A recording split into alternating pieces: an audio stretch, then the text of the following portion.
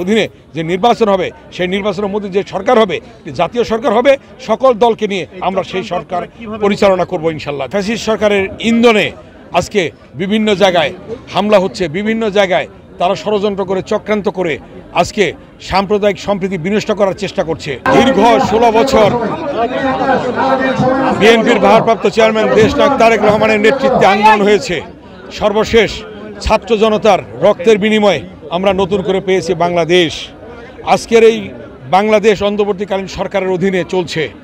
এই বাংলাদেশ যখন সুষ্ঠুভাবে চলছে তখন ফ্যাসিস্ট সরকারের ইন্ধনে আজকে বিভিন্ন জায়গায় হামলা হচ্ছে, বিভিন্ন জায়গায় তারা ষড়যন্ত্র করে চক্রান্ত করে আজকে সাম্প্রদায়িক সম্প্রীতি বিনষ্ট করার চেষ্টা করছে। এবং ইন্ডিয়াতে যে বাংলাদেশের হাইকমিশনে যে আক্রমণ, এটা তারই অংশবিশেষ। এটা বিগত স্বৈরাচারের অপকর্ম।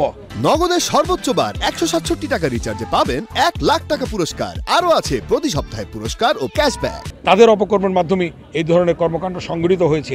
অতএব বাংলাদেশে আমরা সাম্প্রদায়িক সম্প্রীতিতে বিশ্বাস করি।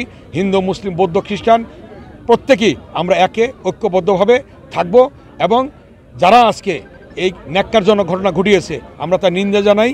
আমরা আগামী দিনে এই বাংলাদেশকে নতুন করে গড়ে তুলব এবং অন্তর্বর্তী সরকারের অধীনে যে নির্বাচন হবে সেই নির্বাচনের মধ্যে যে সরকার হবে জাতীয় সরকার হবে সকল দলকে নিয়ে আমরা সেই সরকার পরিচালনা করব ইনশাল্লাহ। এই ষড়যন্ত্র বাংলাদেশের মানুষ ঐক্যবদ্ধ, বাংলাদেশের মানুষ ঐক্যবদ্ধ, বাংলাদেশের সকল দল ঐক্যবদ্ধ এই আওয়ামী ফ্যাসিস্ট সরকারের বিরুদ্ধে।